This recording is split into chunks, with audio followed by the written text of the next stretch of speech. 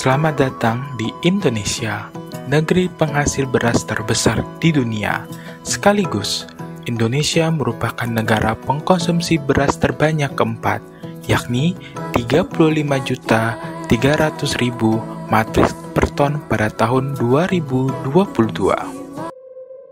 Di saat perubahan iklim menyerang, terutama saat terjadinya fenomena El Nino yang berkepanjangan, menyebabkan banyak petani yang harus gagal panen.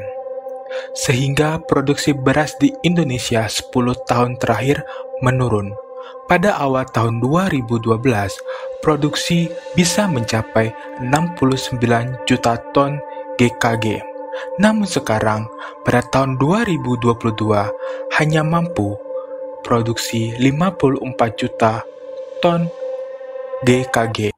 Pemerintah dan peneliti berusaha dengan keras untuk memenuhi kebutuhan beras yang ada di Indonesia dengan menggunakan bioteknologi tanaman. Walaupun sudah menggunakan bioteknologi tanaman, harus adanya pengaturan dan keamanan produk bioteknologi, di mana pengamanan dan pengaturan produk bioteknologi melibatkan beberapa aspek penting yang bertujuan untuk menjaga keseimbangan antara pengguna produk bioteknologi dan menghormati hukum kehidupan dan lingkungan serta mencegah dampak negatif yang terjadi pada kesehatan dan lingkungan. Fungsi-fungsi pengaturan dan keamanan produk bioteknologi. Pertama, menetapkan standar dan syarat kualitas produk bioteknologi. Kedua, melindungi hak-hak pengguna. Ketiga, mencegah dampak negatif pada pengguna dan lingkungan. Keempat, menjaga kelestarian dan penggunaan produk bioteknologi. Kelima, mengatur pengujian dan penerbitan produk bioteknologi. Dan keenam, menjaga keadilan hukum serta peraturan yang ada mengenai produk-produk bioteknologi.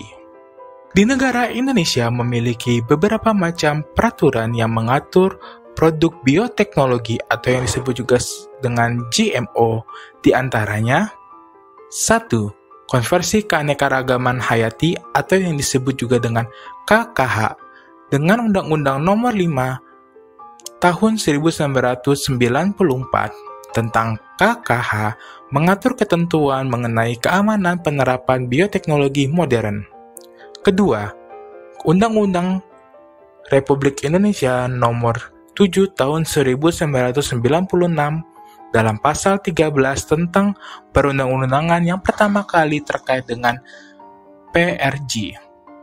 Ketiga, keputusan bersama atau disebut juga dengan Kepber, Menteri Pertanian, Menteri Kehutanan dan Perkebunan, Menteri Kesehatan, serta Menteri Pangan dan Hortikultura pada tahun 1999 tentang keanekaragaman hayati dan keamanan pangan produk pertanian hasil rekayasa genetika. 4. Peraturan Pemerintah Republik Indonesia tahun 2005 Nomor 21 tentang keamanan hayati produk rekayasa genetika yang mengatur keamanan hayati, pangan, dan kesehatan manusia dari produk bioteknologi modern seperti produk rekayasa genetika. Kelima, Peraturan Kepala Badan Pengawasan Obat dan Makanan Republik Indonesia Nomor HK.03.23.03.12156 tahun 2012 tentang Pedoman Keamanan Pangan Produk Rekayasa Genetika yang mengatur pedoman keamanan pangan rekayasa genetika. Keenam, Undang-Undang Nomor 8 Tahun 2012 tentang pangan yang mengatur tentang keamanan pangan termasuk produk bioteknologi. Ketujuh, Mahkamah Konstitusi Republik Indonesia Putusan Nomor 5/PUU-5/2007 tentang uji materi pasal 51 ayat 2 Undang-Undang Nomor 13 Tahun 1992 tentang kesehatan yang mengatur tentang kewenangan pemerintah dalam mengatur produk bioteknologi. Produk bioteknologi pada tanaman sangat bermanfaat bagi menunjang keperluan manusia terutama dalam memenuhi pangan nasional. Namun, harus adanya peraturan dan keamanan untuk melindungi konsumen agar tidak terjadinya dampak negatif yang merugikan konsumen dan alam tetap terjaga dengan semestinya. Itulah bioteknologi tanaman dalam kehidupan manusia.